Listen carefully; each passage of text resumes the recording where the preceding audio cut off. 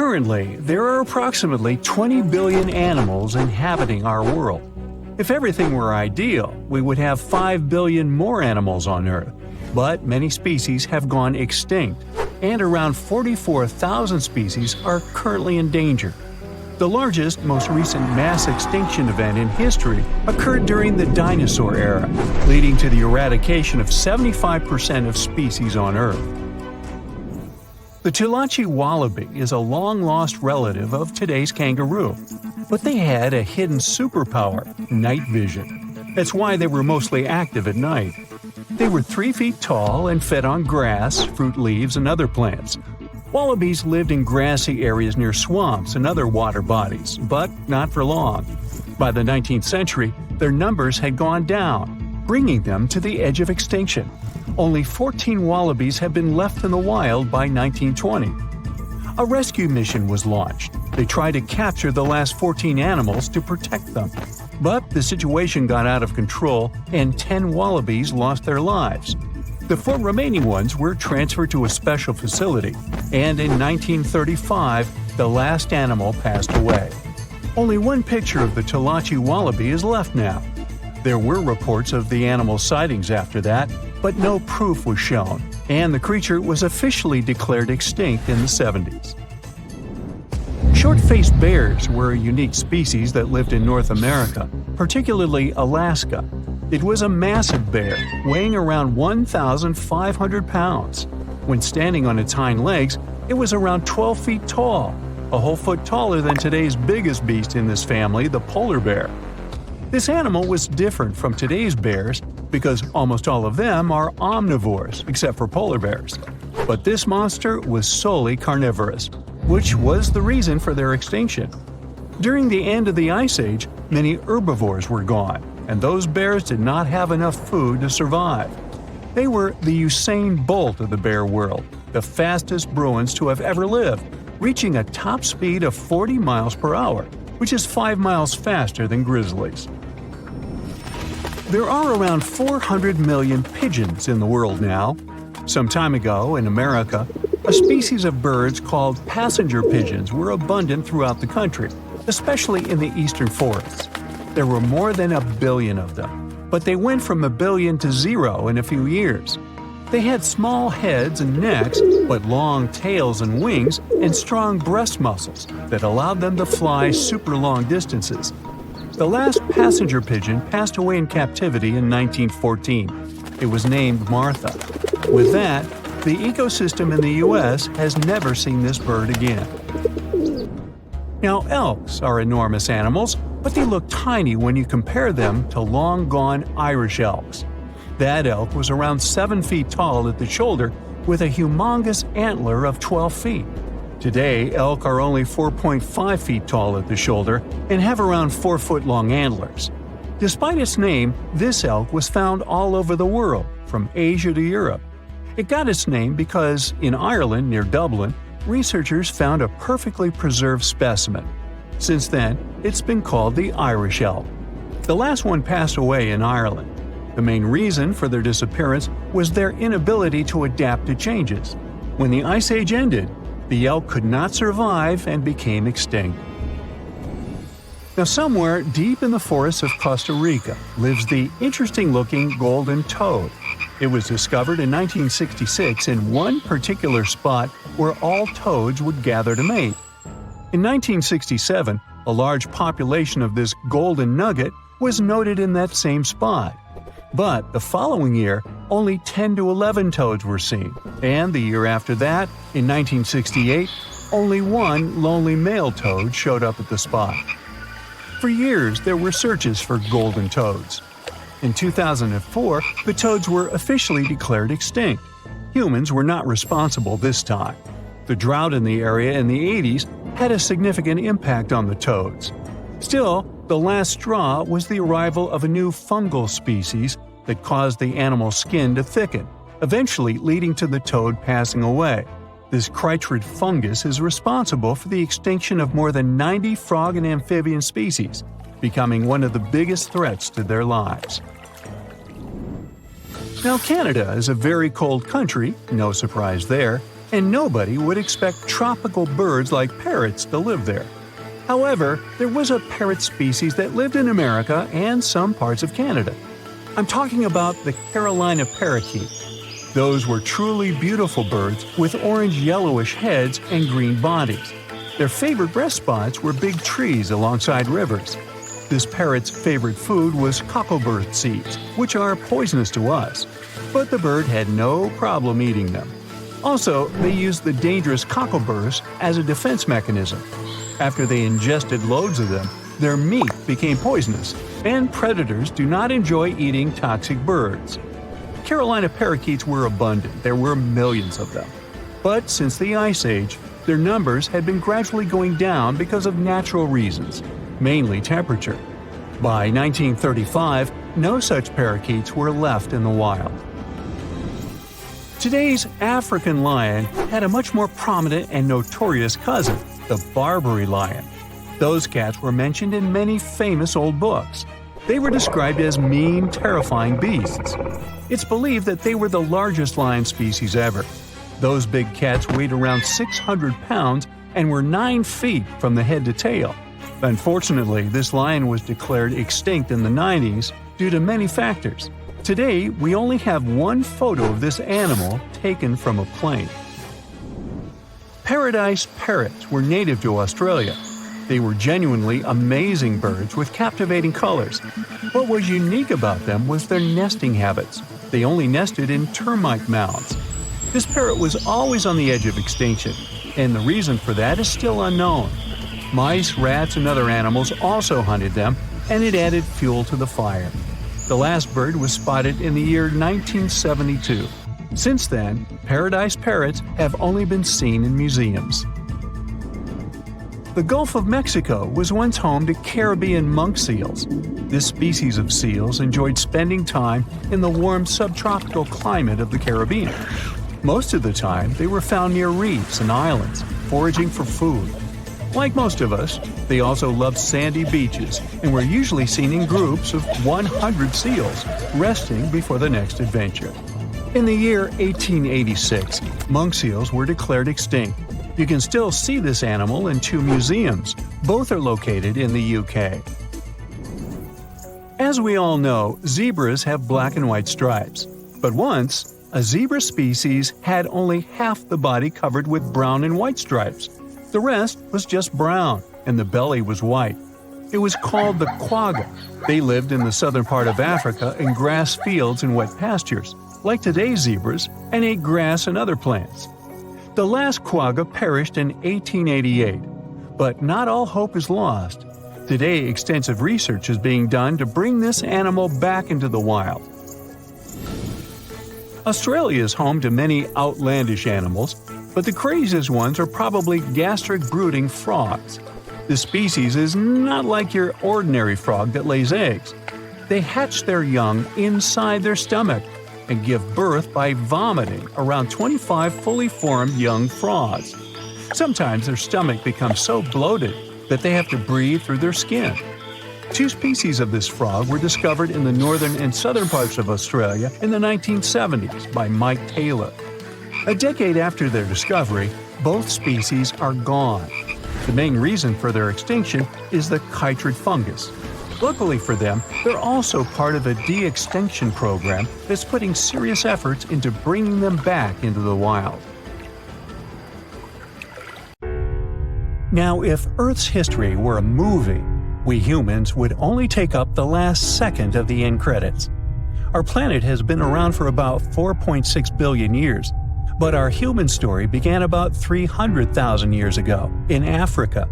Now our ancestors had some wild adventures in nature. They could have run into creatures so big they'd make today's elephants look like puppies. The woolly mammoth is a pretty famous animal, sure. His cousin, though, the Columbian mammoth, not so much. This giant used to roam places from Canada all the way down to Mexico. Unlike the furrier woolly mammoths, which hung out in colder places, these animals had shorter hair, resembling huge elephants. They also had incredibly large tusks, like 12 feet worth of spiraling, sturdy tusks. And they weren't just for show, they came in handy when facing predators. That includes our ancestors. If you think about sloths these days, you're picturing these adorably slow creatures. They couldn't possibly be in your list of most dangerous animals. Well, their grandparents might have. For starters, we call them ground sloths, and they vary a lot in size. Some were as big as rhinos, and others, like the Megatherium, were as colossal as elephants. Imagine seeing a 20-foot-long sloth which doesn't mind chewing on some meat every now and then, at least in theory. Ever heard of Bigfoot?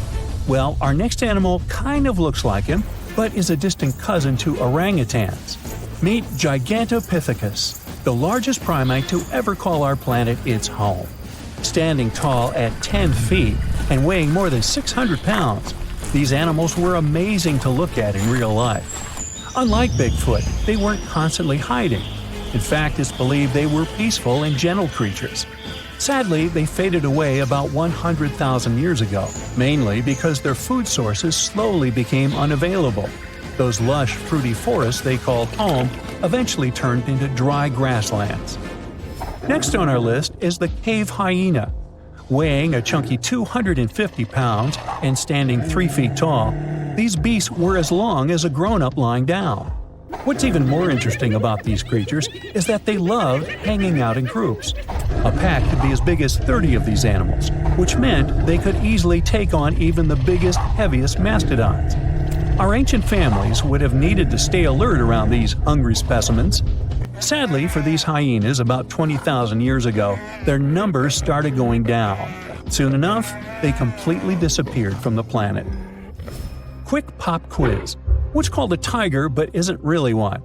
It's the saber-toothed tiger. I mean, sure, they belong to the feline family, but they aren't technically tigers. First appearing around 42 million years ago, in July, I think, many of their kind were gone before we even showed up. However, early Americans might have bumped into a couple of specimens from this group. If that really happened, it would have been quite the encounter. Think of the biggest wild lion today or the hefty Siberian tiger. These big cats also had some incredible features hidden in their fur. They were good at sneaking around, hiding, and pouncing on mammoths bigger than themselves. Their bite wasn't that strong, but they could open their jaws wide, like twice as much as a lion. And although their teeth were a bit on the weak side, they had buff forearms to pin down their dinner, giving those big fangs a purpose. Not the kind of kitty you'd want to play with. Dire wolves made their debut about 250,000 years ago. They were like the gray wolves we know today, but a lot stronger. While wolves these days stretch out to about 6 feet and tip the scales at 170 pounds max, dire wolves were about 5 feet and about 150 pounds. Found all over North and South America, they had admirable jaws, biting nearly a third harder than their modern counterparts. Also, their favorite snack was horses. But just like many other majestic beasts of the past, they faded away around 10,000 years ago. Now, names can be deceiving. Take the American lion, for example. It's not really a lion, it's more of a panther's big cousin. The other part of the name is correct, though. They did live in America about 330,000 years ago. This feline was no lap cat either. They were at the top of the wildcat pyramid, weighing a colossal 772 pounds. That's like stacking 4 grown men on a scale. Even the mighty African lion would look a tad bit shy beside these beasts. With the muscle to take down a bison, you wouldn't want to accidentally interrupt their dinner. They parted ways with this planet around 11,000 years ago, right after the last ice age. Now, down in Australia, about 50,000 years ago, I wasn't around then, there lurked a relative of the Komodo dragon, the Megalania. Experts love to have debates on how big it was. Some say it stretched out to 23 feet. Others think it was just about 11 feet long. Either way, they were basically mega-sized Komodo dragons with a dangerous bite. If you think bears are already big and fluffy now, let's introduce the short-faced bear. While this big creature stood on its hind legs, it towered at 14 feet. With long limbs, they could outrun today's bears, hitting speeds up to 40 miles per hour. These ultra bears sadly disappeared around 11,600 years ago. Now imagine a crocodile. Okay, imagine that same crocodile, only supersized, with sporty legs, doing its thing in Australia about 1.6 million years ago. Well, say hello to the quincana. These crocs were extremely large, reaching 23 feet. And no, they weren't lazy river loungers. These creatures really love spending time on land. They evolved to have strong legs for their chases and razor-sharp teeth designed for slicing, not gripping. When did we stop sharing beaches with them? About 40,000 years ago. The name elephant bird might not sound familiar, but try to picture a bird that stood tall as high as a basketball hoop at 10 feet and weighed as much as a small car, 1,500 pounds. Their eggs were equally huge, like 150 chicken eggs bundled up into one. Now, as amazing as these birds sound, there's a lot we still don't know about them. They're hard to study, as most extinct animals are.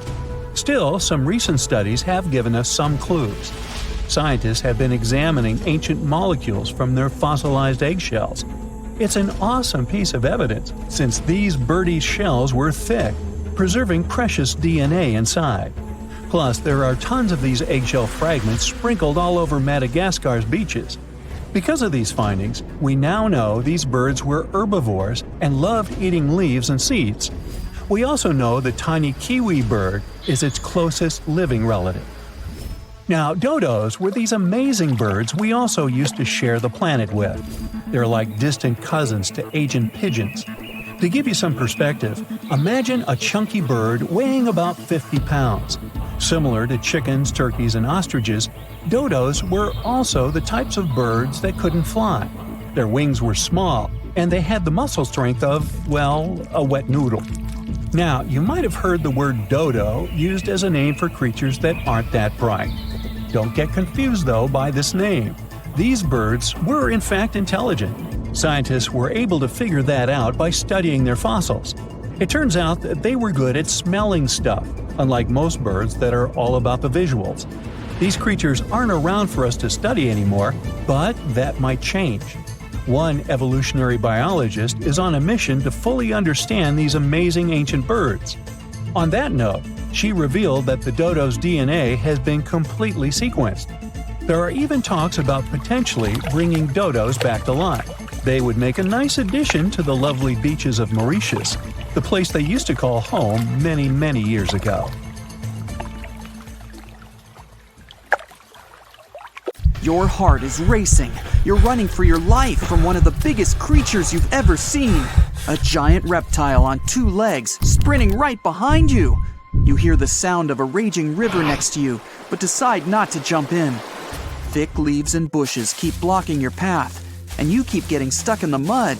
Everything around you is out to get you, and there's nowhere to hide. You spot a hollowed-out tree trunk and crawl inside. Whatever's out there is getting closer and closer. You hear deep guttural breathing and huge stomping.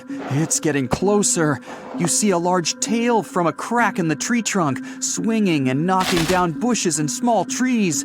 Whatever it is, it's sniffing you out like those dogs at the airport. And right next to your face are giant bugs the size of a house cat. Perfect. You've always been scared to even look at crawly little things, but this one's so close and so big, you can actually see its facial features. It's looking at you like you're the alien. You want to scream, but can't. Then, out of the darkness, more bugs.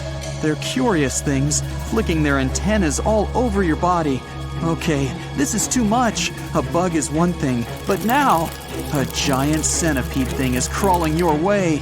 Its fangs are the size of your thumb. You dart out of the tree trunk and come face to face with a giant monster. It stops and stares at you, knowing you have no place to go. Claws and teeth the size of bowling pins. That's enough to keep you up at night. It's getting ready to charge right at you. Welcome to the most dangerous period and area in history for a human, the mid-Cretaceous Sahara. This place was thriving around 100 million years ago in what would now be North Africa. Back then, the continents were all arranged differently, and the weather was wild. Extreme storms were pretty common, and temperatures would rise and fall like a Mexican wave at a soccer stadium. Then, sea levels started to rise.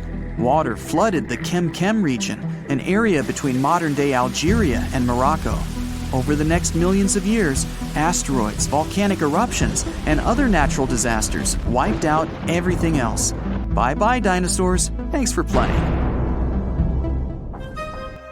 You probably think of the Sahara as one of the most inhospitable places on Earth, but back when it had trees and rivers, it was even more dangerous. The famous River of Giants was a huge river system that stretched from modern-day Egypt all the way to Morocco. The land was flat and not much vegetation grew there, but it was enough for life to exist. Frightening, scary life. That creature you're staring at, it's a giant, scary-looking theropod, and it's out to get you. Imagine a T-Rex-like dinosaur that's more than 32 feet tall and has an epic jawline. Scary stuff. They were the top dogs in the food chain back then. And that's why this place and period in history was so unique. The entire area had an incredible imbalance between hungry dinos and poor little dino snacks. There wasn't enough food to go around. Scientists were never able to find much evidence of herbivores. That means it might have been a royal rumble of carnivorous creatures waiting to pounce on each other at any moment. So, after a while of having a stare-down contest with a giant theropod, a shadow creeps up on you from behind. You're too scared to turn around, but the growling is louder than anything you've ever heard. It shakes you to the core. You turn around and see a Spinosaurus, and that's about all you can see. You know how they always show the T-Rex as the king of the dinosaurs? Well, this one would be, what, the emperor? It stands about 50 feet tall and has a sail of scales on its back, the size of a regular human. Then add in a crocodile-style snout with razor-sharp teeth and some short, powerful legs. Its diet mainly consists of river fish, but it's looking at you like you're a delicious fish taco. The two alphas are now in a standoff, with you stuck in the middle. But before you close your eyes and get ready to be eaten, they begin fighting each other, knocking down trees. You tiptoe your way out of there and run. The further you go, the better, right? Wrong. Not here, because everywhere you go, there's going to be something dangerous. During this period, there was danger in the sky, in the water, and on land. There were small mammals scurrying around here and there, but they mostly stayed in the shadows to avoid danger. After 5 minutes of running as fast as humanly possible, you make it out of the forest and onto an open plain. Bad move. Now there's nowhere to hide. Suddenly, you hear another shriek. You look behind you. Nothing. It's just short grass everywhere. Then you tilt your head up to the sky and see what looks like a giant bird. Only these are technically flying crocodiles. There were plenty of huge pterosaurs that ruled the skies. Alanqua saharica was a flying reptile that may have eaten fish in the river. Those fish must have been tasty. It had a huge wingspan and long, slender jaws. Oh, and it was the size of a small bus. This one found you and is racing down to catch you. You run for your life, again. And this time, there's no place to hide. Suddenly, you feel talons grasping onto you and you're lifted off the ground. You soar up. If you weren't scared out of your mind, you might have noticed how beautiful the giant river channels below you are. The Alanqua maneuvers like a fighter jet, headed for the mountains, dodging all obstacles. You see a large nest with some mini beasts in it. They're hungry and as large as you. Not a great combination. You try to break free, but it's impossible. The creature drops you in the middle of the nest and flies off. You try to cover yourself, but the little ones keep pecking away. It's only a matter of time before it's too late. You look down below you and see the river. You can't tell how deep it is, but it's got a really strong current. You're out of options. You dive into the raging river and get dragged along with the current. Safe for now-ish. Imagine it's 2021. You're walking along one of the hottest and driest places on Earth, the middle of the Sahara Desert, only to find fossils of oversized fish. They ranged from bite size to bus size. Even freshwater sharks lived there. These weren't your average little fishies. Judging by their teeth, Those guys meant business. You might even find a giant sea turtle swimming around. Okay, back to your wacky adventure. Luckily, you wash up on a safe sandy part of the river where you're able to relax. You drink some river water and try to find a safe place to make camp. Every noise you hear makes you jump. You sit down and try to enjoy the calmness of ancient Earth. Just when you feel you can finally catch your breath, you see a Spinosaurus walking along the river on the prowl. You run off and hide under a bush. It passes you by. You're safe. Or not. It turns, shakes the bushes, and sees you. Just then, a large boom scares it away. It's the sound of you jolting awake. You turn on the light and see your cat staring at you. Those dinosaurs seem so real, probably because of that documentary you were watching right before bed. The entire mid-Cretaceous ecosystem depended on rivers for daily life. Just like all ancient civilizations, rivers were essential for the creatures of the time. And very recently, scientists discovered a new species of snakes that went extinct back then, with no known descendants. To understand these ancient ecosystems, it's important to know a lot about fossils. You might find two different fossils side by side, but those animals might have lived millions of years apart. Australia used to have its own giants. Those were huge animals that could have dwarfed anything living on this continent these days. Scientists found the remains of many of those ancient creatures in the Narracuta Caves in South Australia, 4 hours away from Adelaide. It's a lovely region, but it can be treacherous. Watch out for holes the ground is pocked with. Known as pitfall traps, many of them are no wider than a coffee table. They're deep and plunge into the darkest of caverns. One of such caverns is called Victoria Fossil Cave, and it's a treasury that's been hiding the bones of around 45,000 animals for centuries. Some of the oldest bones belong to creatures far more terrifying than any animal you can encounter today.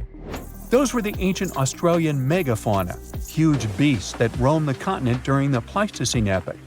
During those, there were giant snakes, huge flightless birds, wombat-like creatures the size of a rhinoceros, and many others. One of the largest examples of the Australian megafauna scientists have discovered so far is the Diprotodon. That giant herbivorous creature was 10 feet long and 6.5 feet tall, and weighed more than 6,000 pounds, about as much as a small Asian elephant. Even though this terrifying beast didn't eat meat, it could have smashed other animals with its sheer weight. Scientists have found the remains of hundreds of such creatures all over Australia, so it's safe to say that no other animal from that time or in that location was larger than this giant. Despite its creepy appearance, the Diprotodon was a relative to the modern-day wombat, and those are known to sometimes pounce humans. The Diprotodon had toes that pointed inward and were well suited for digging burrows. On the other hand, Diprotodon was a giant, and it was unlikely that it used to do so. It was likely a trait it had inherited from its smaller burrowing ancestors, or it could have used its claws to search for roots.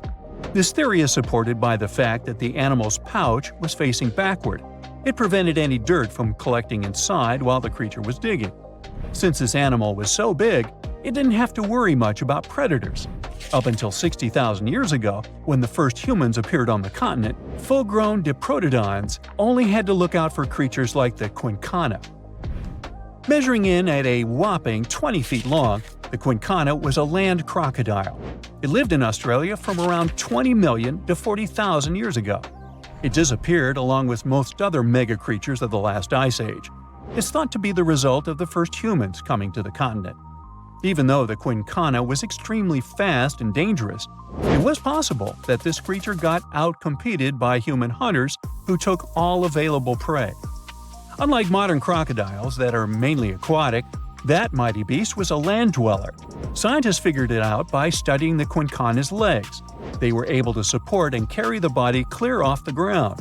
It means there was no escape for ancient people once the Quincana spotted them.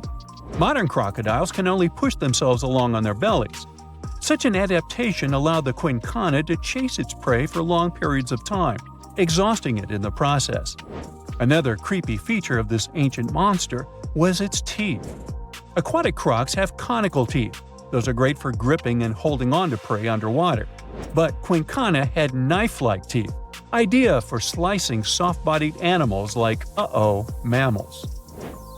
Another Australian monster, Thylacoleo, wasn't all that large, but it didn't make it any less terrifying. It was still among the top predators and the biggest carnivorous animals in Australia. This creature was a true oddity of nature, even by prehistoric standards. First, its teeth resembled not those of a regular predator, but those of a rodent. Its front incisors were enlarged, taking the place of canines. Premolars were also shaped like blades. They were used for cutting flesh and bone. At first, scientists thought that Thylacoleo used those teeth to eat nuts and fruits. But later, a study showed that the use of such teeth was better suited on necks and spines. The jaws of this ancient creature were immensely powerful. A 220-pound Thylacoleo had a bite force similar to that of a present-day 550-pound lion. It means that the animal could easily bring down prey much larger than itself. Then there was Thylacoleo's tail. It had strong muscles which provided the animal with the ability to use the tail as support when tackling large prey. The Thylacoleo had retractable claws, and this feature is very uncommon among marsupials. It allowed the animal to keep its razor-sharp hooks from getting blunt and could help it get a better grip on its prey. Scientists are quite sure that, like today's leopards, the Thylacoleo could climb trees and jump on other animals from above. It was done so fast and stealthily, they never knew what hit them. The creature's rear feet support this theory. The first toe there was reduced, but the foot had a rough pad like what modern-day possums have. It allowed them to have a better grip while climbing. Right after scientists found the first skull of the Meliolania, this animal was classified as a lizard. That's why its name translates to small groomer. But after they discovered more complete fossils, it turned out that the Meliolania was a giant turtle. But that's not all. It was one of the largest land turtles to ever have existed. The main reason researchers initially believed the creature to be a lizard was the fact that its skull was adorned with a series of spikes. It's something the modern-day horned lizard can boast. But even after discovering the true nature of the Meliolania, scientists still don't know how to properly catalog it. It might have been a creature that folded its neck under its spine, or it could have folded it to the side. Beside those defensive mechanisms on its head, the Meliolania was also equipped with a spiked tail, which was probably used to prevent predators from attacking the animal from behind. Most species of the Meliolania disappeared around 2,000 to 3,000 years ago because of humans who hunted them to extinction in both Australia and on the surrounding islands. It took around 2 centuries for these turtles to go extinct in that region of the globe. The Megalania was a giant Australian lizard that existed at the end of the Pleistocene epoch. It looked like a Komodo dragon and the Australian monitor lizard, which are both believed to be Megalania's closest living relatives. Fossils tell us that the ancient animal was anywhere from 15 to 26 feet in length. Ow! The youngest fossil remains of this ancient Australian monitor lizard date back to about 50,000 years ago. The first indigenous settlers must have encountered Megalania, which led to the lizard's extinction. Originally, scientists thought that the Megalania was the only member of the genus Megalania, but these days it belongs to the genus Varanus, which means that the prehistoric creature is closely related to other Australian monitor lizards. Our next giant creature on our list was once dubbed an ostrich on steroids. I mean, look at it. It was the last of the thunderbirds to go extinct in Australia. The Genyornis lived on the continent at the same time as early humans. They might have coexisted for 15,000 years or so before the huge bird eventually disappeared. This theory has some proof. The bird's fossils found along with human artifacts. Some cave paintings also depict flightless birds similar to the Genyornis in size and shape. Although it wasn't the largest bird in Australia, the goose-like creature was still as tall as a grown-up man and weighed around 550 pounds. Even a modern-day ostrich can be dangerous if it feels threatened. Imagine meeting its giant prehistoric relative. Scientists are still arguing about its diet. Many believe the creature was an herbivore, but there's still a chance that the Genyornis was a partial scavenger. Its small, stubby wings and powerful hoof-like legs hint that the bird could have been a plant eater. But its huge beak and exceptionally deep lower jaw evoke suspicion. Such features are highly unusual in birds.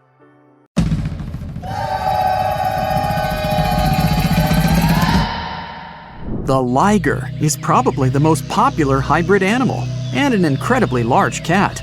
You won't see them in the wild. People most deliberately breed them. Lions and tigers don't even inhabit the same areas. So, a liger is a mix of a male lion and a female tiger, and they can grow to be very big in a pretty short period of time. They're actually the biggest cats in the world. Hercules, the largest recorded liger, is a real example of that. 922 pounds and 10.8 feet long. Imagine taking him for a walk. Ligers are mostly way bigger than either of their parents. In most cases, they behave and look more like lions than tigers. But they have some tiger traits too. For example, striped backs, and they're crazy about swimming. The taigen. Nobody could fault you for thinking the taigen and liger are basically the same animal. I mean, they're both a combination of tigers and lions. But a taigen comes from a crossbreeding of a male tiger and a female lion. They're usually smaller than their parents, and definitely much smaller than their giant, could you call them siblings?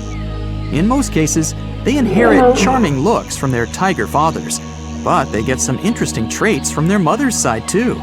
For example, love for socialization and the ability to roar. Hands down, one of the rarest hybrid animals in the world are wolfins.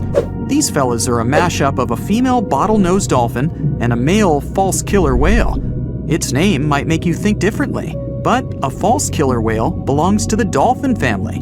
They're not even related to killer whales. Wolfins are such an interesting 50-50 mix and balance of their parents. They have dark gray skin, the perfect blend of a black false killer whale and light gray dolphin skin. Dolphins have anywhere between 80 and 100 teeth. False killer whales have 44. And their hybrid young is halfway, with 66 teeth in total. What would it look like if algae and a slug paired? No need to imagine. You have a green sea slug to check the result.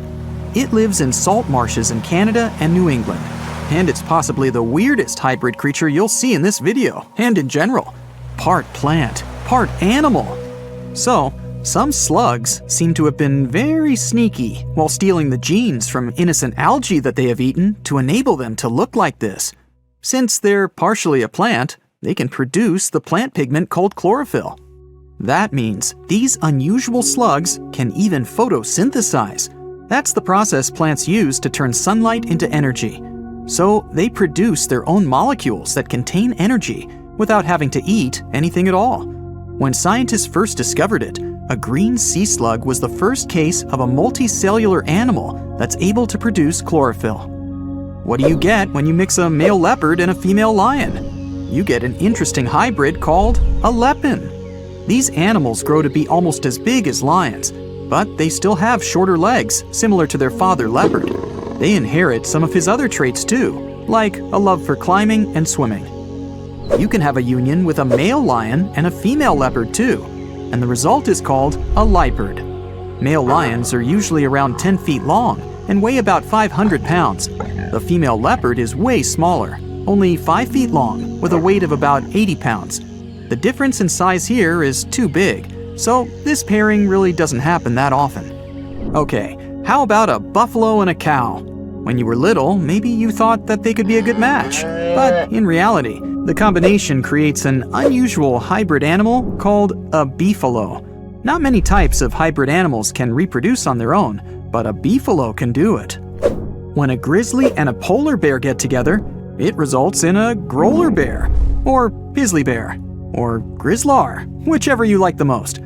You can see them even in the wild. These two types of bears have a mutual contempt for one another. Yep, they're not good at living together in a mutual habitat. But even though it's rare, the love can still happen and result in these cute caramel-colored hybrid growler bears. In most cases, they'll be a bit smaller than polar bears, on average 60 inches tall at the shoulder, and approximate weight 1,000 pounds. But they're well equipped for surviving in warmer climates, thanks to the genes they got from their grizzly family side. Now let's get to one pretty tough fella. The jag lion. As its name implies, it's the hybrid of a jaguar and a lion. We don't know much about these intriguing big cats because only a few of them exist. But there was an unintentional mixing between a black jaguar and a lioness, which eventually resulted in 2 jag lion cubs. One had a dark gray coat with black spots because of the dominant melanin gene black jaguars usually have. The other one had a lion color and the rosette pattern spots that remind you of a jaguar. Yep, you already know it. There are also liguars, a hybrid of a female jaguar and a male lion. That's some colorful family. Speaking of wild cats, have you ever heard of a savanna cat? Savanna cats are in both categories of house pets and exotic hybrids, since they're a mix of a domestic cat and a wild African serval hybrid animal. We're talking about striking animals, almost as big as a domestic cat. But what gives them their exotic look are their tall bodies, slender forms, and spotted coats. These cats are extremely loyal, intelligent, and loving creatures. Here's one unexpected mixture, a zebroid.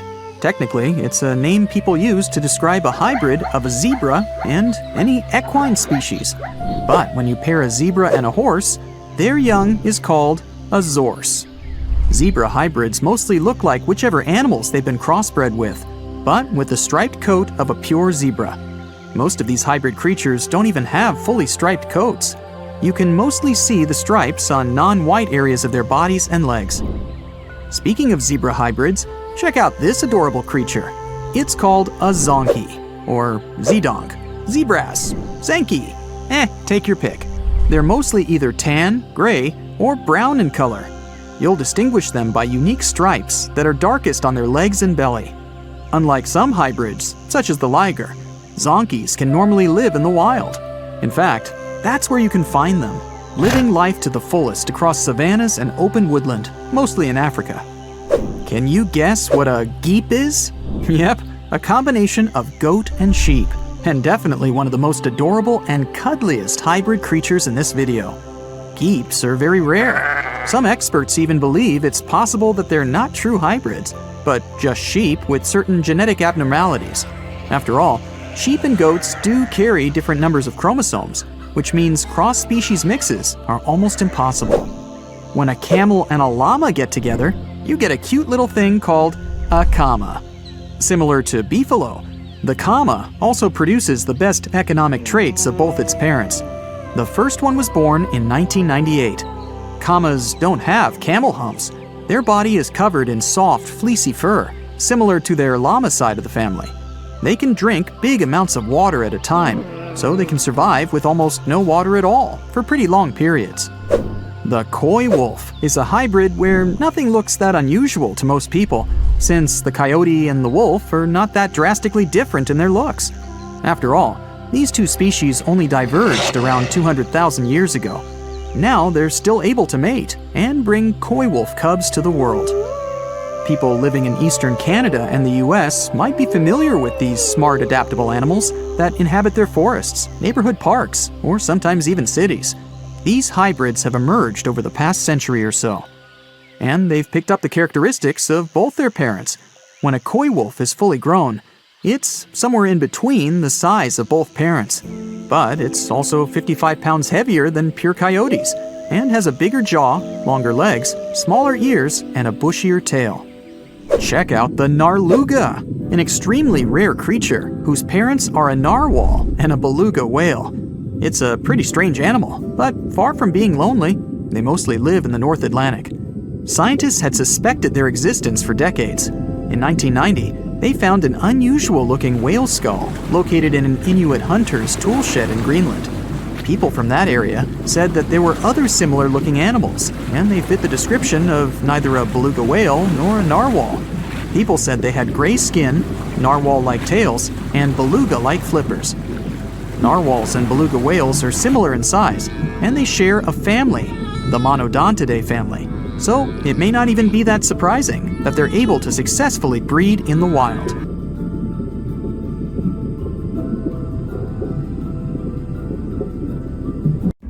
You decided to go scuba diving for the first time. The water is clear and the sun is shining on the seabed. You take a few selfies and the fish swimming by when suddenly, the ocean goes pitch black. You look up and, oh my, what is that gigantic animal?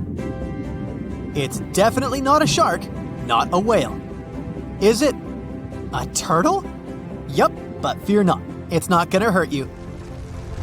If you had lived on this same Earth about 72 million years ago, then maybe this could have really happened to you. Scientists have recently found the fossils of a gigantic marine turtle that could have grown as big as 12 feet. If you don't have any idea of how big that is, let's see some examples. That's the average length of a hippopotamus, 6 golden retrievers, or 2 Michael Jordans stacked on top of each other. The turtle's scientific name is an homage to that old-school sea monster called Leviathan. Maybe you remember this from old-school history lessons. The Leviathan is supposedly a mythical creature that would swallow entire ships or people that were deemed too greedy by the creature. Can you imagine being swallowed by this humongous sea turtle? No, thank you. The fossils of this gigantic creature began to be excavated between 2016 and 2021, all the way in northeastern Spain. The first fossil was located by a hiker in the Spanish Pyrenees, and it was around 8 inches long. The pelvis of this turtle alone measured around 35 inches. It would definitely be one of the biggest turtles today if it hadn't gone extinct. FYI, the largest living sea turtles today can reach up to 6 feet in length, which is already pretty big. Now, how about a gigantic prehistoric scorpion? I bet most people here are not huge fans of these creatures, especially since they're poisonous, which is why the thought of a 9-foot-long aquatic scorpion might be the stuff of nightmares. Let's just say that if they hadn't gone extinct some 400 million years ago, lakes and rivers would be much more dangerous places for humans today. These gigantic insects were considered to be apex predators in their time, hunting everything from fish to other animals, even of their own kind. Yikes! I got goosebumps just imagining these creatures. Should we thank the asteroid that hit our planet now or later on in this video? Another prehistoric animal that would shock humans if it were still alive is the so-called Megatherium, a gigantic sloth.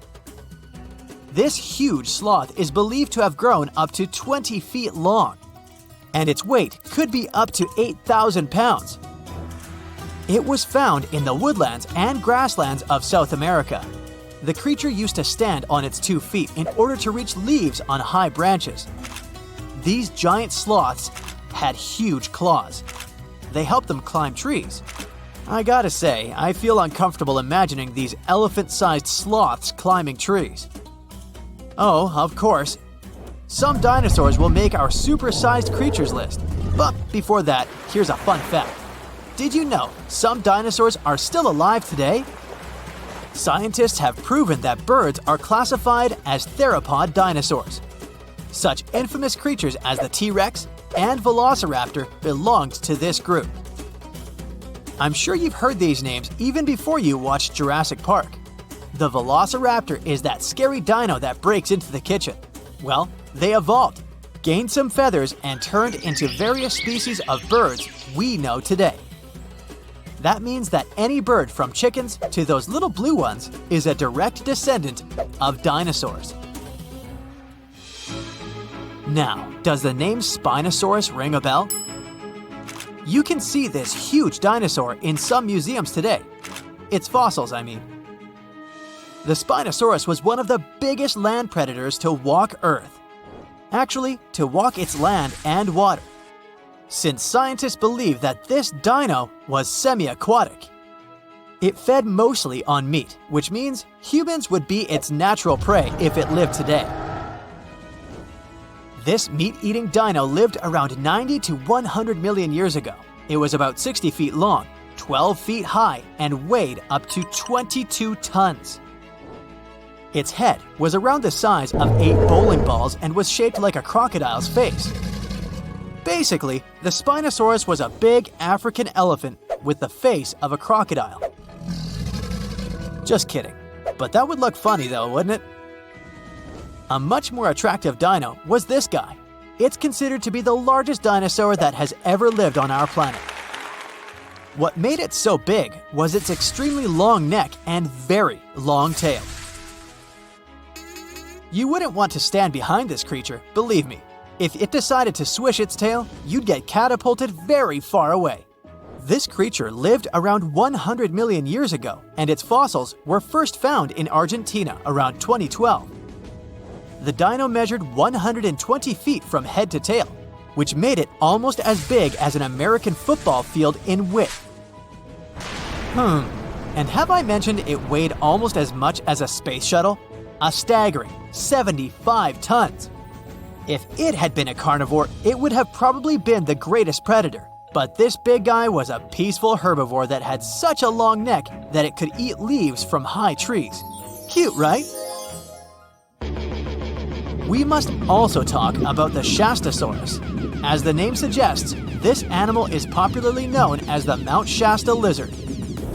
Even though it was a marine reptile and probably never set foot on the mountain itself, this dino was usually around 23 feet long, but there was a specific strand of this species that could get as big as 69 feet long, about the size of the great blue whale. This made it the biggest marine reptile to have ever lived. A fun fact about the Shastasaurus is that scientists believe it didn't even have teeth, which means it could only feed on soft-bodied prey, such as squid, for example. The next animal on our list is the blue whale. Believe it or not, the biggest living animal on Earth actually started small. These days, the average mature blue whale can reach up to 100 feet in length and weigh up to 200 tons. That's more or less the weight of 40 elephants put together, or 30 Tyrannosaurus rexes, or 2,670 average-sized people.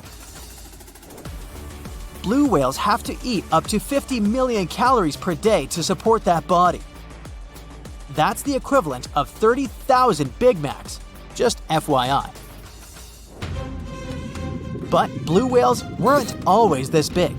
They actually evolved from a four-legged mammal that lived on Earth around 48 million years ago. Their ancestor was called Pakicetus, and it was only 6 feet long. Here's a fun fact. To be able to live in the water as one does today, the blue whale had to go through some intense adaptations. A blue whale can replace up to 80 to 90% of oxygen in its lungs each time it takes a breath. A human replaces only up to 15% for comparison. It allows these animals to dive for up to 1 hour at a time, down to a staggering depth of 330 feet. Elephants were bound to make the list. Elephants are currently the largest land animals on Earth. They can grow to be about 13 feet tall and weigh up to 7 tons. That's pretty small if we compare it to the other animals that once lived on Earth, right? But if we placed a 6-foot-tall human next to an elephant, we'll see it's not at all that small.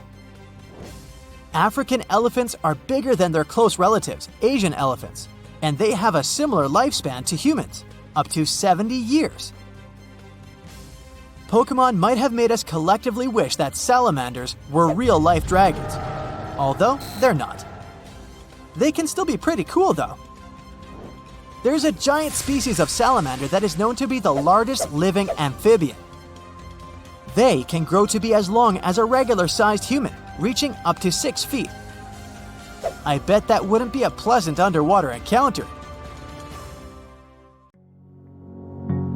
Imagine a planet where every breath you take electrifies your body like a shot of espresso. The sky above you is an intense shade of blue, while colossal trees stretch towards the heavens, their vibrant green leaves growing at an astonishing rate. Daily exercise becomes a thrill like no other. With the abundance of oxygen, you become a supercharged version of yourself. Running feels effortless as you dart across the landscape, lifting weights that would normally seem impossible. It's as if the world itself is infused with a surge of energy. Everything is moving faster. The wildlife surrounding you is equally affected by this oxygen overload. Animals roam the land in majestic proportions. Their massive frames are propelled by speed and agility. Picture yourself in a pulse-pounding chase with an oxygen-charged cheetah, racing against a predator that could put a Ferrari to shame. Now you may wonder how such a wild scenario could ever be possible. Well, let's see. Oxygen is the powerful fuel that keeps life going. It makes up about 21% of the air we breathe, and every breath we take delivers these tiny molecules to our cells, giving them the energy they need to thrive. Without oxygen, our cells would struggle, and our bodies would fall apart. But that's not all. Oxygen is a superstar that works for all kinds of living things, from tiny bacteria to giant elephants. It's even important underwater, where it enriches the oceans. Amazing creatures like plankton and algae produce lots of oxygen, creating a thriving underwater world. But to fully understand the impact of high oxygen levels on the planet, prepare for a journey back in time. Recently, scientists have made an astonishing discovery. They tested rocks from two different places that were really far apart. And can you believe it? These rocks held tiny pockets of gas that showed how oxygen levels shot up by almost a third in a very short time. It was like a breath of fresh air. So they studied these rocks and found that oxygen levels back then were much higher. Imagine lush landscapes, towering forests, and gigantic swamps that stretched as far as you could see.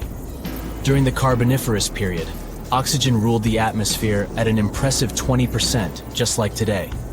But over the next 50 million years, its levels shot up to a crazy 35%. Can you imagine what that did? As oxygen surged, something incredible happened. Huge forests grew all over the land, creating a breathtaking green world. And massive swamps took over low-lying areas, making the landscape look surreal and otherworldly. At the same time, carbon dioxide levels dropped. Normally, when things break down, microbes release carbon dioxide into the air. This gas acts like a warm blanket, trapping the sun's heat and raising temperatures. But in the mysterious swamps where these giant plants were buried, the microbes couldn't do their job. The result? The planet got really cold. Who would have thought that a breath of fresh air could have such power? The scientists are still trying to figure out why this happened. But one thing is certain, it wasn't just happening in one place. It was a worldwide phenomenon. It was like the planet was playing a funny game with the climate. But let's go even earlier. We see the first North American dinosaurs making their grand entrance. High oxygen levels are what gave a big boost to the rise of mighty dinosaurs in North America and beyond. Picture tropics filled with the magnificent giant creatures. Obviously, dinosaurs didn't just appear out of nowhere. They took advantage of a changing environment that was perfect for their evolution. Oxygen levels played a huge part in this dinosaur party. As oxygen levels rose, so did the size of these incredible creatures. They started small with predators like Chindosaurus, and soon after, huge dinosaurs like sauropods took over the land. Then, 65 million years ago, dinosaurs disappeared and mammals took over. And here's the interesting part. Mammals never grew as big as dinosaurs. So what's the explanation for this? Mammals, and humans are mammals too, by the way, are special because we can regulate our body temperature. But that comes at a cost. We need a lot of energy to stay warm compared to reptiles and dinosaurs. Dinosaurs didn't bother with temperature control, so they could focus on growing big. The biggest dinosaurs were 10 times larger than the largest mammals. It's like a game of anything you can do, I can do 10 times bigger. Dinosaurs might have had similar limitations with their sizes, but those were much less strict. Before the dinosaurs' extinction, mammals were very small. Many mammal species disappeared along with the dinosaurs. But survivors took advantage of the open ecosystem and rapidly diversified into various body sizes. However, after 42 million years of growth, mammals reached a size plateau. This happened on all continents, most likely because of the temperature and land area. Colder environments allowed mammals to grow larger. Balancing body size and heat became challenging. Land area also played a role in sustaining big populations. But making animals bigger isn't the only thing high oxygen can do. This humble gas is a true jack of all trades. It also acts as our loyal bodyguard, protecting us from harmful UV rays and other dangers from space. Without oxygen, we would be defenseless against space threats. Oxygen also has a fascinating role in shaping the weather. It teams up with its other atmospheric buddies to make the sky go wild with tornadoes, hurricanes, and thunderstorms. They mix and mingle in the air, creating just the right conditions for these exciting weather adventures to happen. And these adventures can be dangerous, but they serve an important purpose. They help distribute nutrients and organic matter, carrying soil, leaves, and debris to new places. So what if we decided to mess with nature and crank up the oxygen levels to crazy heights, 30%, 40%, or even 50%? Well, too much of a good thing can become dangerous. Oxygen toxicity is when too much of this gas causes big problems. It's like eating loads of candy. It's fun at first, but soon enough you'll regret it. Surprisingly, an overdose of oxygen can leave you struggling for breath, like a tired dancer in desperate need of a break. At first you might feel a burst of energy, but it doesn't last.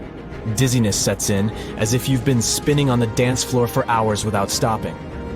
In extreme cases, too much oxygen can even harm your body, making you feel like you've crashed into a huge truck. So while oxygen is always with us, giving us life, it's important to appreciate its delicate balance. Don't put on your special breathing gear. Also, we wouldn't be the only creatures to suffer from this oxygen extravaganza. Mammals, for example, will struggle to adapt to these extreme levels. The balance of power among species will change drastically, and winners and losers will fight for survival in a world that's spinning out of control. And we'll need stronger shelters to deal with these gigantic animals. We'll have to stay nimble and avoid danger. Amidst all the chaos, there will be astonishing adaptations. Birds will fly higher than ever before, reaching heights that would amaze even the clouds. Also, get ready for more natural disasters and delicate ecosystems hanging in the balance. Fires will start quickly and rage fiercely, making wildfires a constant threat. Even a small spark from a campfire could cause disaster. We'll need to rethink our cooking and heating methods to stay safe in this oxygen-filled world. But let's not forget the other side of the oxygen story. If we had a planet with low oxygen, only around 15%, we would face a completely different struggle. Every breath would be difficult, leaving us tired and struggling for air. Physical activity would become extremely hard, and our memory and focus would suffer. So let's be grateful for the oxygen levels we have now. They're the perfect balance for us to thrive. In this exhilarating journey through an oxygen-rich world, we've experienced breathtaking wonders and discovered the delicate balance of our planet.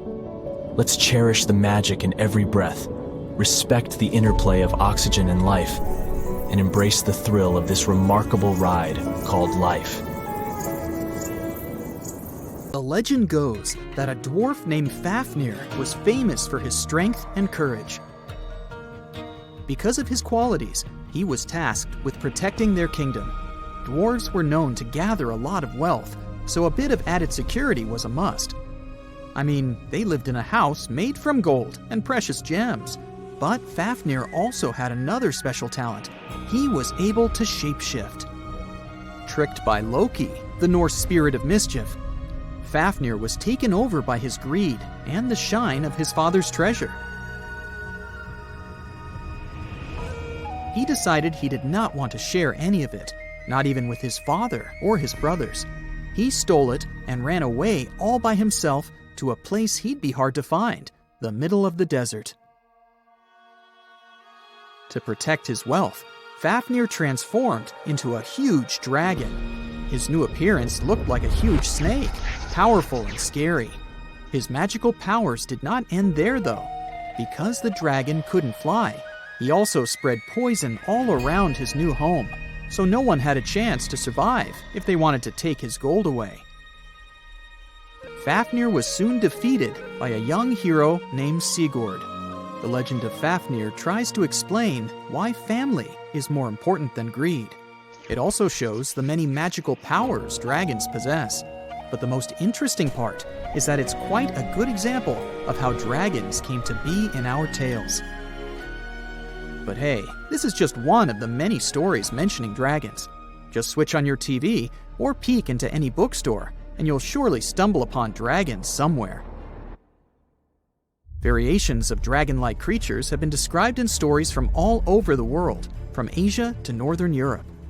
Most of these creatures are depicted with reptile-like bodies, wings, and claws. And the scariest trait of them all, they can breathe fire out of their mouths. The name of these creatures comes from the Latin word draconum, which translates to huge serpent. But let's take a trip down memory lane to see how it all started. An Asian historian, for example, discovered some fossils back in the 4th century BCE and decided that he'd stumbled upon dragons. It's easy to understand why he got so confused if you look at a fossilized stegosaurus. It was 30 feet long, 14 feet tall, and covered in armored plates and spikes. The Nile crocodile might have gotten mistaken for a dragon too. It still exists today and lives in sub-Saharan Africa, but it may have been more popular in ancient times. When reaching maturity, Nile crocodiles can grow up to 18 feet long. But that's not all. It can even walk with its body off the ground, and some were even pictured standing on their 2 back legs. Goannas are dragon-like lizards that live in Australia. Large as they are, they also have razor-sharp teeth and claws, and are also known to even produce venom. It's easy to see why goannas may be the source for the Australian version of dragons. When humans first discovered whale bones back in the day, we had no idea these animals lived in the sea. Given their size, we surely must have thought they were dangerous. And because we rarely see whales, if we don't go underwater of course, they were poorly understood and easily mistaken for dragons too. Probably the most interesting source of dragon mythology is actually the human brain. In a book called An Instinct for Dragons, there was a theory which claimed that dragons existed in almost all ancient cultures because we had evolved to fear large predators to survive. We aren't the only mammals to do this. Monkeys have an innate fear of snakes and large cats too, for example. When you combine these natural traits with folklore, you get a lot of dragon stories everywhere, adapted to each region.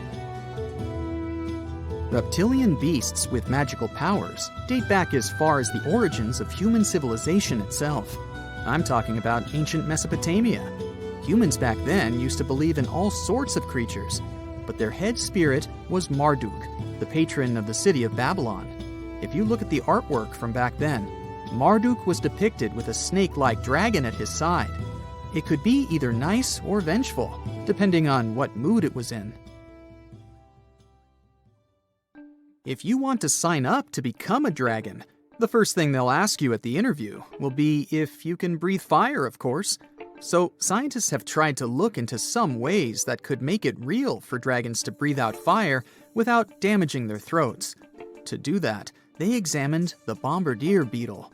This eccentric insect can pack up some really hot substances in its belly. Once the creature gets bothered by something, it shoots out a fiery load of chemicals. In all fairness, it's not really fire, but it does burn, so it's close enough. Going back to dragons, they'd need to have similar glands in their throats to produce the same effect. But where do dragons come from? They didn't just appear out of nowhere, regardless of the source you consult. Some tales, like that of Fafnir, say that even humans can turn into dragons. But the most popular theory is that dragons start out as eggs. Some sources even draft a series of stages a dragon has to go through during its life. Everything starts with hatching. Dragons are said to eat their way out of those shells and break the sides of the egg. Then there's the wormling stage, which is what dragon specialists, or dragonologists if you like, call a newly hatched dragon. It's still small and weak, but don't worry, it can take care of itself pretty well. The rest of a dragon's life stages are pretty self-explanatory. There are grown-up dragons, then ancient ones. A dragon's life ends when it reaches the twilight stage. Some sources claim dragons never stopped growing. Others even say they never reach the end of their lives. They just pass on to another type of spiritual existence. Dragons are known to be the symbol of a lot of different things. But that all depends on their origin. In some regions of Asia, they are known to bring luck, power, and wealth. To become a powerful warrior in Britain, you'd need to first defeat a dragon. That's why you often see them on flags. The flag of Wales, for example, has a large red dragon on a green and white background. Western stories aren't as nice to dragons. They are often seen as evil and vengeful. Another myth associated with dragons is that they love gold and precious stones. This greedy side of their temperament seems to date back to ancient Greece, where dragons were tasked with guarding treasures. Some of these guarding dragons were seen in such tales as The Hobbit and in the Harry Potter series. As for dragons' magical abilities, they also vary a lot. Some were said to have blood with supernatural properties. Some were rumored to be able to speak. Others were famous for their wisdom. A lot of dragons in ancient literature could fly or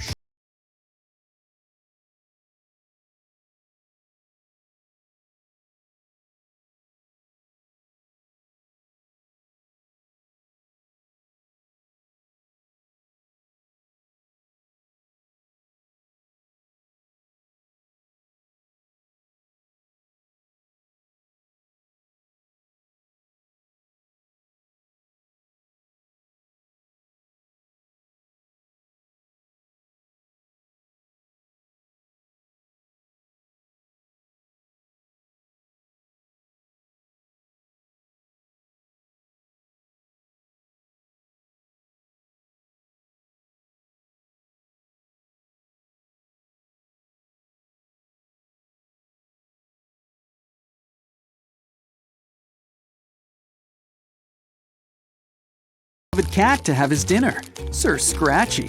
Suddenly, you hear loud stomping. The dishes on the dinner table clink with every thump. A painting's fallen off the wall. Is it an earthquake? No, that's a cat the size of a pony walking into the dining room. It needs 10 times as much food as the average cat. And it purrs like a tractor. No, Scratchy, stop rolling. You'll turn over the cupboard. Well, this is one possible scenario for the evolution of animals in the future. Climate, water, oxygen in the air, and even gravity are factors that influence the course of evolution. For example, scientists predict that some bird species will gradually lose their warm feathers. In the future, they will basically look like sphinx cats with beaks and wings. The same thing might happen to our pets. Gradually, their fur will become shorter until they're completely bald. Urban pests like pigeons and rats will become even bigger, the size of a cat. A few million years ago, rats were barely the size of your little finger. That's because they hid in small burrows and had to be nearly invisible to large predators. Now, they live in comfortable cellars that humans have built. They can create cozy nests there, and the large amount of food in trash cans keeps them from starving. So they feel quite comfortable and continue to grow in size. Even more, rats have already developed oily fur so that dirty or toxic water can run off them without harming the rodents themselves. Plant-eating mammals, on the other hand, might have it worse. Their food will gradually diminish. With time, there will be fewer forests and greenery on the planet, and some plants will disappear altogether. Eventually, animals like deer, elephants, giraffes, and others will get smaller and smaller because of the lack of food. In addition to shrinking, mammals will have smaller eyes so they don't lose water from their bodies, and their ears will become larger to lose heat through them. Their tails will grow longer to swat away insects. As land mammals become smaller, birds will increase in size. That's because they'll be able to include shrinking animals in their diet, and the muscles of birds will become much stronger because they'll have to fly long distances in search of food. Animals in hot and dry places are more likely to learn how to get water from the air. To do so, they'll need long sails or skin flaps. Early in the morning, when the air is coolest, moisture will accumulate on these new body parts, and some lizards will evolve their collars to a much larger size. Then they'll be able to collect more rainwater. As for the marine world, we can already see some fish jumping out of the water to catch insects. In the course of evolution, fish fins may become longer and stronger so that they can leap further.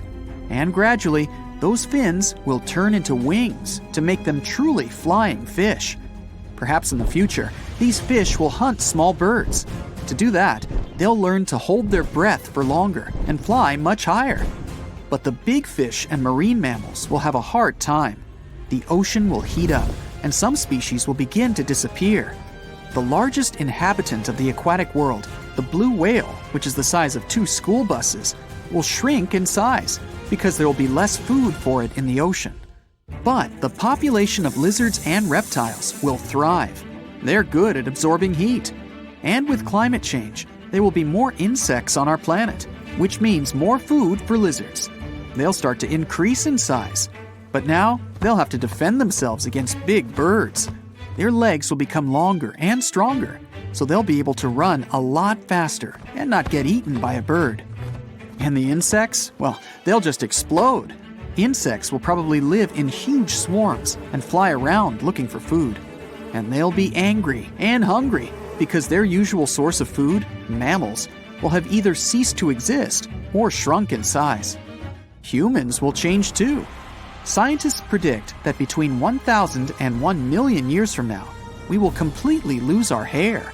Our limbs will become thinner and longer, and will be about 7 feet tall.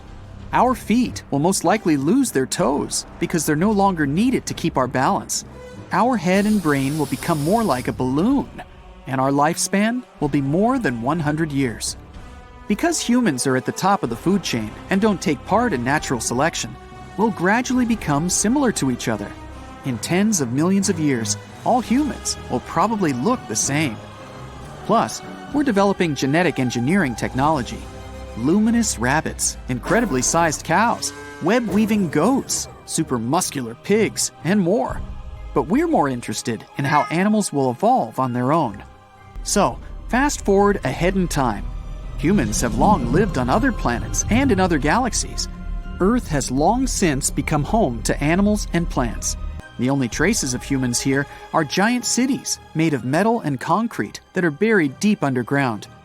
And up there, incredible creatures like the Necropteryx live. It's something between an ostrich and a vulture, the size of an adult human.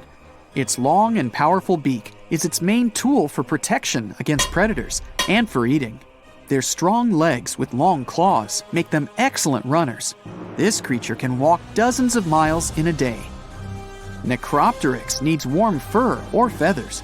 Without humans and the greenhouse effect, the temperature on Earth has dropped.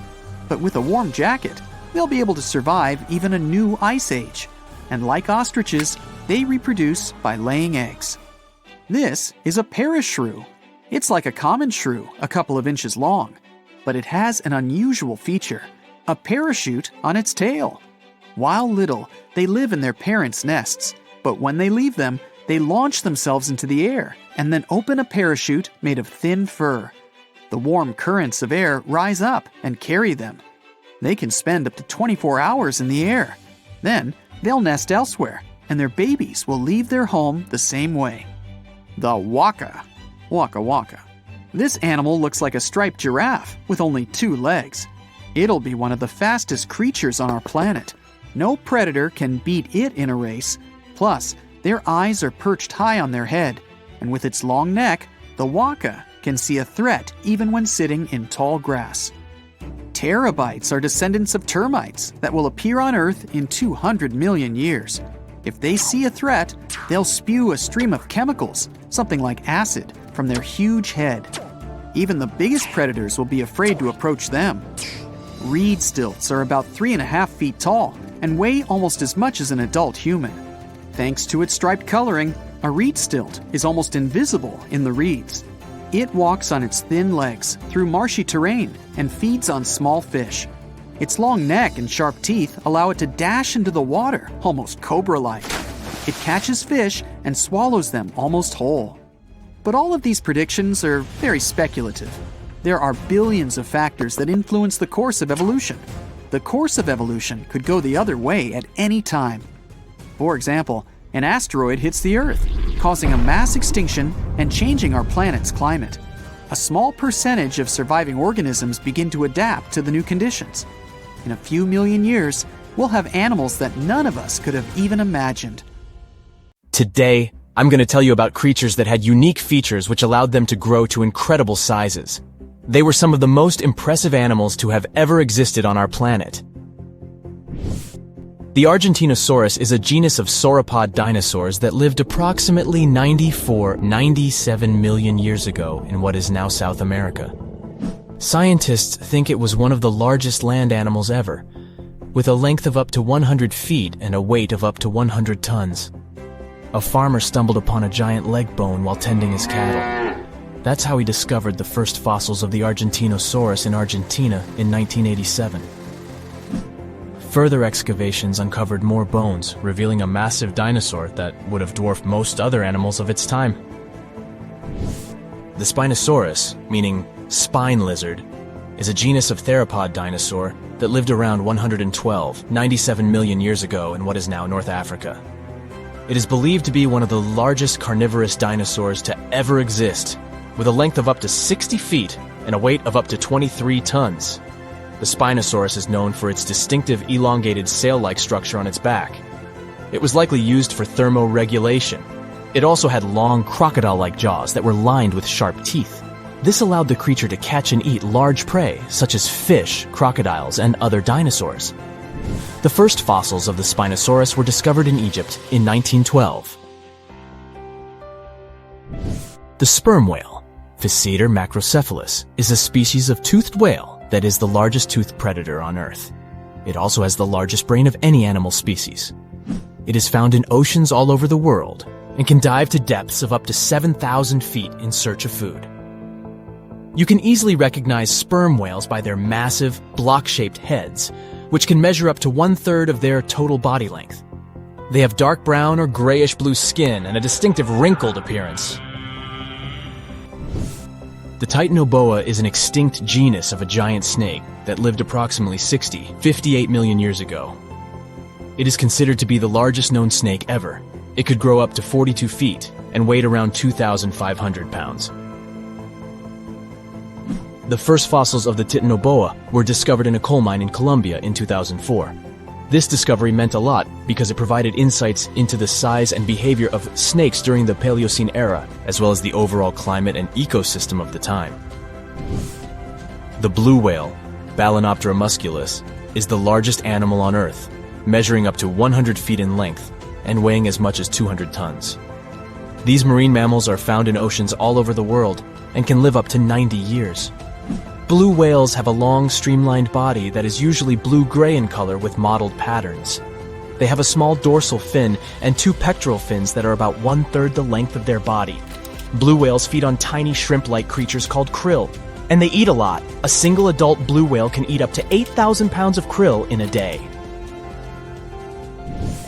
The Leadsichthus is an extinct genus of large, bony fish that lived during the Jurassic period, approximately 155 million years ago. It is believed to be one of the largest fish that have ever lived. Some estimates suggest that it could grow up to 55 feet in length. The first fossils of Leadsichthus were discovered in England in the 19th century, and more recent discoveries have been made in other parts of Europe, South America, and Africa. Despite its enormous size, the Leadsichthus was a filter feeder, similar to modern-day whale sharks, and likely fed on plankton and other small organisms. The creature did it by simply swimming with its enormous mouth open, filtering water through its gills. The pterodostro is an extinct species of flamingo-like birds that lived approximately 35 million years ago. They were relatively small birds with a wingspan of about 2-3 feet. And they were known for their distinctive long, narrow beaks equipped with comb-like structures used for filter feeding.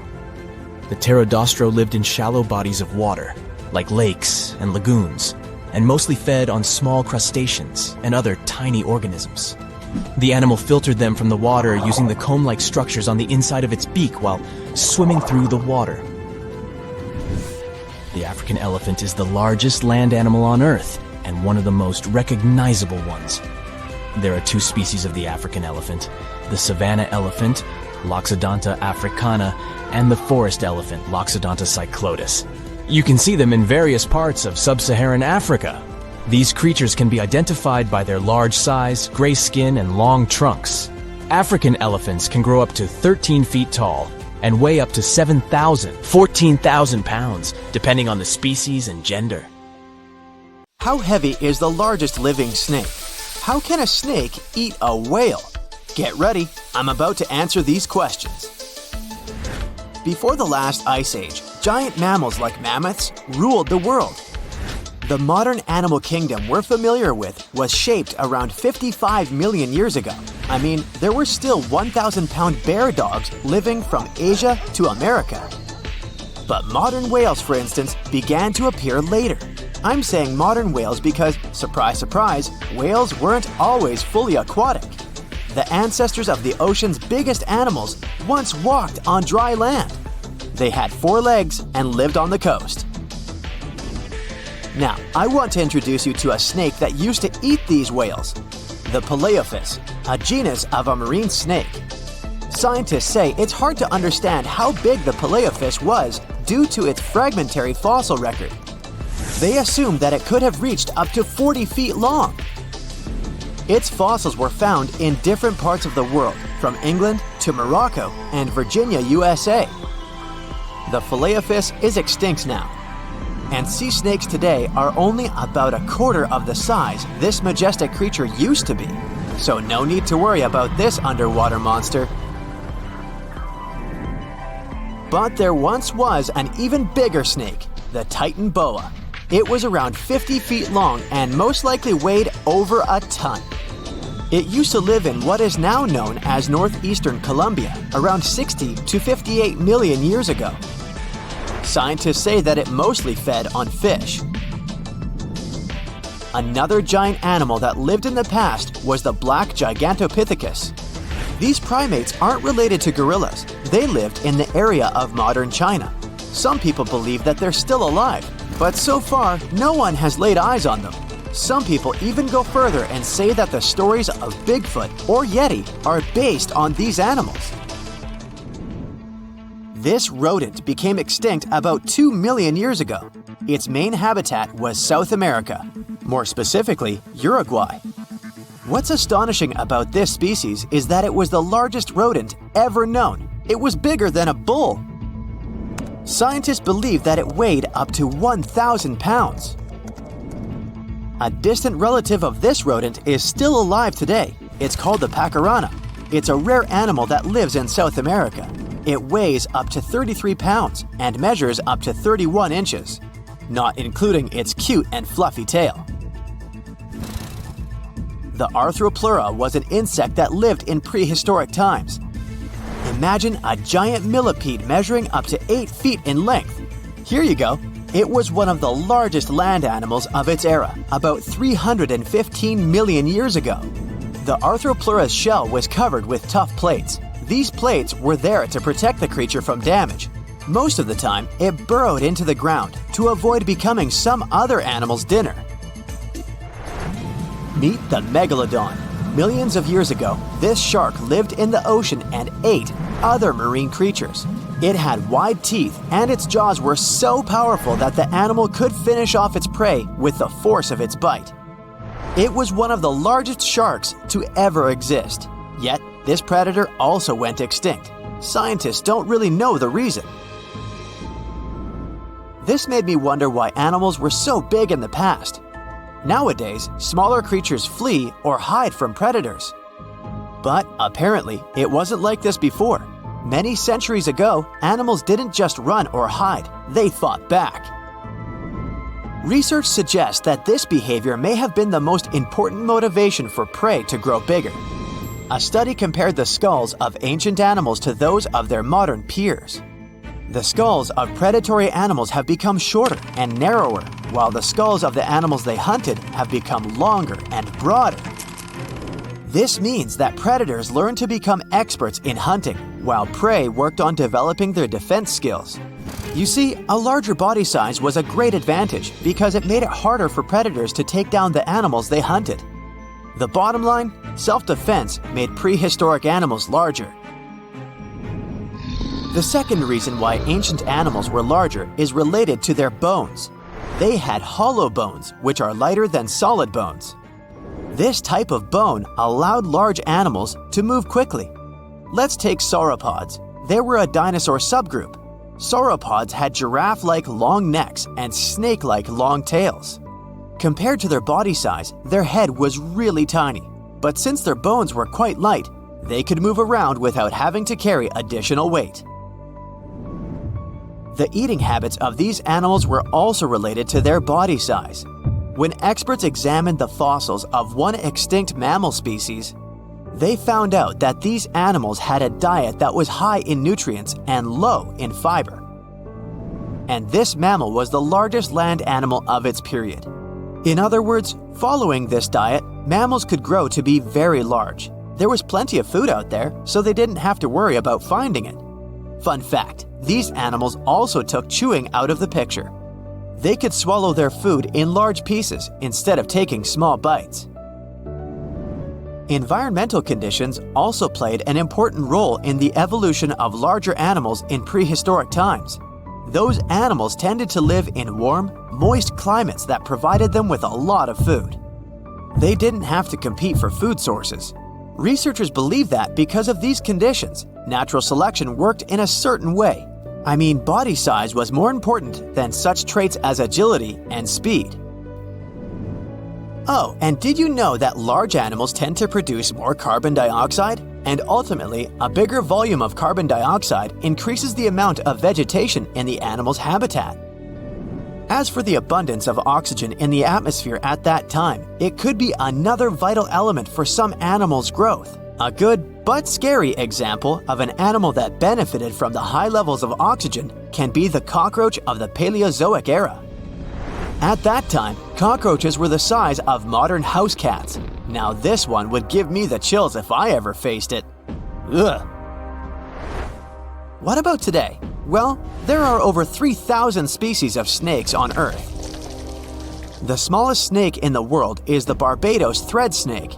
It's only around 4 inches long when fully grown, and the largest one? It's the reticulated python. This snake reaches around 20 feet in length. The longest python was discovered in 1912. It measured 32 feet long. As for the largest and heaviest reticulated python, it was named Medusa. Medusa was approximately 25 feet long and weighed 350 pounds. These reptiles lived in Southeast Asia in rainforests, woodlands, and grasslands. Don't be confused though, the reticulated python isn't the heaviest snake in the world. This title belongs to the green anaconda. It weighs approximately 500 pounds. Green anacondas are found in South America and Trinidad in damp, humid areas. I have a bonus for you. Here is a flying snake. You can find these snakes in Southeast Asia. They don't fly like birds, of course, but they do use the power of flight. They can go as high as 300 feet. They leap from tree branches into the air. Once they take off, it's all about aerodynamics. Their main technique is flaring their ribs and pulling in their abdomens. While airborne, they undulate from one side to another and slightly up and down. This motion helps snakes to turn and glide. Why bother with all this if they can just crawl in an old-school way? Scientists aren't sure, but they believe it might be related to escaping from predators. This way, they move from one tree to another without having to get down to the ground. Every now and then, people discover fossils of animals that lived millions of years ago. These ancient discoveries continue to capture our imagination. Which of these animals would you like to see alive? Psst, run! Really, it's not safe out there. There's a saber-toothed tiger lurking around. You better be careful. What are you doing? Don't peek. Okay, just one little peek. How's this possible, you ask? That's because you're in virtual reality, of course. These cool but very dangerous-looking big cats were alive during the last ice age. What if they decided to show up at your doorstep out of nowhere? Knock knock, a saber-toothed tiger is waiting for you to buy its cookies. Meanwhile, the coelacanth, this massive-looking fish, comes from a lineage that's been around for over 300 million years. We thought they didn't exist anymore until 1938, that is, when a live coelacanth was found again. Since then, they've been roaming the waters of the east coast of Africa and the waters of Sulawesi, Indonesia. Man, I wouldn't want to go for a swim and meet one of these fellas face to face. Their jaw has an intercranial joint, which means their mouth opens up by a lot. This is so they can eat large prey, like me. Not good. They're huge too. Imagine a fish that's as long as you're tall and weighing as much as an average human. The takahe, a flightless bird, was thought to be gone in the year 1898. They're very cute, small and multicolored, usually not taller than your knee. But picture this. You're out for a hike in the Murchison Mountains. Looking around, you spot the bird you thought was extinct. But there they are, as happy as ever, surviving and chilling. Whole colonies of takahes was indeed found just 50 years after they were pronounced extinct. Good job, tiny little birds. A singing dog. Ever heard of those? Riley does sing sometimes when he's bored or hungry, but these are real performers. New Guinea singing dogs. They've been only recently discovered again in the wild for the first time in 50 years. Still, they were never completely extinct to begin with. New Guineans made sure they were safe next to them. But in the wild? Very rare and hard to catch a sight of. Look, there goes one. The New Guinea singing dogs are called so because of their famous high-pitched singing. They sometimes sing together too. A dog choir of sorts, where they all howl together. I bet they sing better than I do in the shower. Not going far from this area, we have bats, but these ones are sort of different. You see, their ears are enormous. I guess that's why they're called the New Guinea big-eared bats. Clever. The species was found again when one of them was accidentally caught in a bat trap. Until then, I guess they were playing hide-and-seek with us, because up till 1890, they had been thought to be gone. They're still not out of the danger zone because of habitat loss. Imagine you discover a fossil of a species you thought had been extinct for a long time, yet 2 years later, a whole living group of said species is found.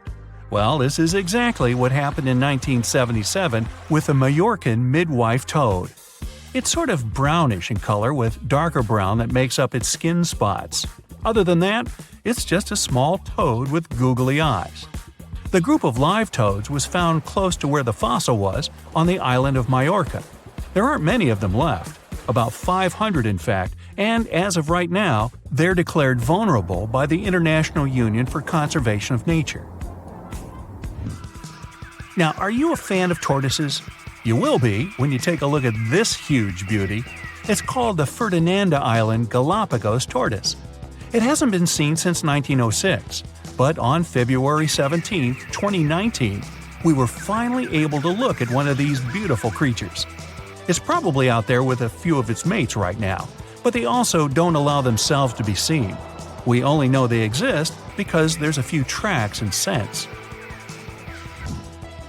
With yet another frog, we have the horned marsupial frog. They're out and about in Ecuador, in the Chocó forest to be more specific. They're called this way because of their distinctive horns directly on top of their eyes. You know the pouch kangaroos use to carry their offspring? Well, the female horned marsupial frog also has that, except it's on the back, so it acts as sort of a backpack. They develop their embryos there, and when they're ready to come out, they hatch as complete infants, unlike regular frogs where they start out as tadpoles. One more toad, the starry night toad or harlequin toad. They're black and covered with loads of white spots all over them. Lost for 30 years, it was discovered back in 2019. Picture them as big bodyguards, water bodyguards to be exact. Oh, that's a very big toad on your screen. Well, for the Arhuaco people, that's exactly what they are, guardians of water. They also have their own name for them, Guna. Sounds like a cheese. When scientists found them yet again, they came across 30 of these little creatures, but initially, they were expecting only one. Well, what a nice surprise. Here's a tiger for you, although it doesn't quite look like your typical tiger. It's called the Tasmanian tiger, and it seemingly disappeared since 1936. But then, out of nowhere, people started seeing them out there in the wild just 5 years ago in 2016. They sort of resemble dogs more than tigers, or a fox maybe. Just take a look at its muzzle. Maybe even a mix of both. Then a few others started popping up too. And if you happen to think you're seeing one right in front of you, but you're not quite sure, check if they've got stripes on their back. They're definitely out there, but still technically marked as extinct by the IUCN. Okay, picture a horse that looks straight out of a movie scene. Tiny, gorgeous fur, very well behaved. It's tiny, but it's not a pony. It's a Caspian horse. They have an interesting backstory to them. They were discovered by Louise Leyland, who got married to an aristocrat in 1957. Having moved to Tehran, Iran, she didn't quite like how the horses behaved there, so she took matters into her own hands. She took a few people with her, and off they went to the Caspian Sea mountain. And in there, they found 3 of these beautiful tiny little horses. Now, that's how the story goes. Coming up next, a possum that was found in an unexpected place. Guess where? You have 3 options to pick from: hiding in a ski resort, in the Australian outback, or in someone's apartment in the bathroom. Which one do you choose? You have 3 seconds. The right answer is a ski resort. Yes, this possum is called the mountain pygmy possum, and it's originating from Australia. So far, there are 3 different living populations of this tiny possum, but it was believed to be extinct until just 1966. There are fewer than 100 of them, so the IUCN has marked them as critically endangered. Also from Australia is the night parrot, an absolute delight to birdwatchers. Very beautiful, yet mysterious. These little fellas live in very remote areas. You can probably count on the fingers of your hand how many times these birds have been seen since they were found again in 1979. That's how rare they are. Have you ever seen a pygmy tarsier? Neither have I. It was only in 2008 that 3 of them were caught. Scientists don't really want to lose track of their movements again, so what they did was gift them with tiny little collars. This way they can live their life as happy as ever and will know they're safe. The last one I want to tell you about is the tree lobster, but as the name might mistakenly tell you, they're not really lobsters. They're just big black bugs with huge legs. Their extinction story is a sad one. In 1920, a cargo ship got stuck on Lord Howe Island, and it had rats aboard. These rats fled the ship and ran straight to land. Even though tree lobsters are bigger than most insects, they're still relatively small compared to rats. The poor things never stood a chance. Still, in 2004, life shone again for these distinct critters. A pair of Australian scientists were out and about on the island and came across 24 of them. All of them were living beneath one single shrub. Hey, if there's enough space for everyone, it's not small, it's cozy. Bottom line, it's better to be distinct than extinct. Don't you agree? In 1952, an Air Force plane called C-124 Globemaster II crashed into a big mountain while flying from Washington to Alaska. Sadly, everyone on board, 52 people in total, didn't make it. The bad weather at the time made it hard to find the crash site, and even later, any attempts to locate it failed. But in 2012, a helicopter crew doing a training mission spotted the pieces of the crashed plane on a glacier called Colony Glacier in Alaska. They started looking for more pieces and confirmed it was indeed the missing plane. Since then, every summer for about a decade, different military groups have been helping in an operation called Colony Glacier. They've managed to identify 40 out of the 52 people whose lives were lost in the crash. The soldiers taking part in this mission take their promise seriously to never leave a fallen comrade behind. They believe it's their duty to bring back those who didn't make it. Another discovery comes from the Alps. In 1991, some hikers exploring the picturesque Alps stumbled upon a human body. It was half frozen in ice at the top of a mountain pass between Italy and Austria. At first, the local police thought it might be a mountaineering accident, But in a few weeks, archaeologists started claiming that this guy might have lived more than 5,000 years ago. They eventually gave the frozen fellow the nickname Ötzi. He was named after the nearby Ötztal Valley. He's become quite famous as the oldest ice mummy on record. Ötzi's frozen state might not be as unique as we thought, and that's where things get really cool. Archaeologists have another theory. See, at first, everyone was convinced that Ötzi marked the start of a cooler period because he had been frozen in the ice without any interruptions since he had lost his life. Yet, over the past few decades, glaciers and ice patches worldwide have been melting away like ice cream on a hot summer day. Not just Ötzi, but other ancient relics like bodies, hunting gear, horse droppings, and even ancient skis started to appear. So, archaeologists say there are similar sites. They found quite a few, and they all fit perfectly into this growing field of glacial archaeology. It seems like as the world warms up, it will show even more ancient secrets from the deep freeze. Moving on to another amazing discovery. In 2018, William Taylor and Nick Jarman were exploring the snowy slopes of Mongolia's Altai Mountains. They found an ancient treasure trove hidden in the ice. Inside the trove, they found a well-preserved 3,000-year-old arrow shaft adorned with ochre markings. It was in pristine condition, a rarity for organic items that old. They found other items too, like a bronze arrowhead with bits of animal sinew still attached. All of these relics had been untouched for hundreds of years, since they had been locked in the ice. In Mongolia, rising temperatures have melted ice patches that remained frozen for centuries. Similar discoveries have been made in the Yukon, US, Italy, Siberia, and Norway. Thousands of sites have been identified. Yet, scientists are racing against time to document and preserve these artifacts before they're lost forever.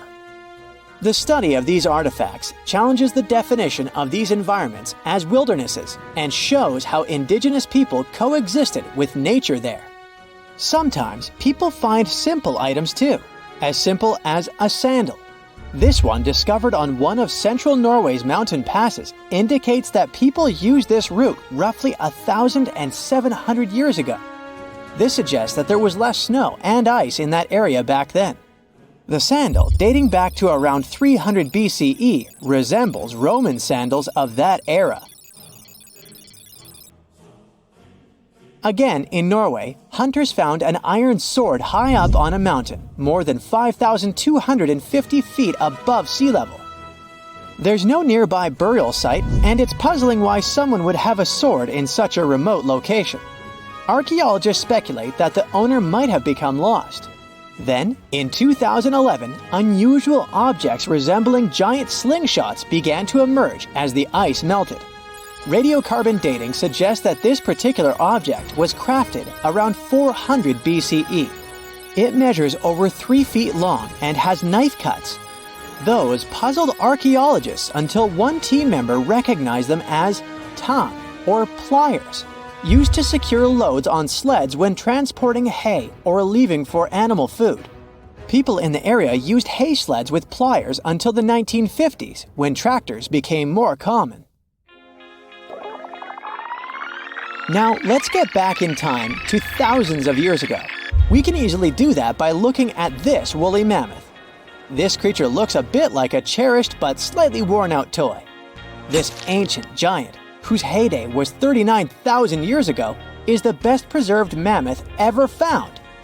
Even its signature shaggy hair is surprisingly well preserved, having been trapped in glacial ice until its recent discovery in Siberia. This remarkable animal is stepping into the limelight in Yokohama, Japan. Scientists are running tests that might bring this extinct species back to life. When they stumbled upon this female mammoth, they uncovered a hidden treasure, a sample of her blood preserved beneath the ice. So they believe this ancient blood could hold the key to resurrecting the mammoth. They also found well-preserved muscle tissue. She was between 50 and 60 years old when she met her icy fate. The discovery of mammoth blood has reignited debates about the ethics of bringing back extinct creatures, like in Jurassic Park. Their ambitious plan is to implant an egg into a living elephant for a 22-month pregnancy, hoping that at least one living mammoth cell might survive.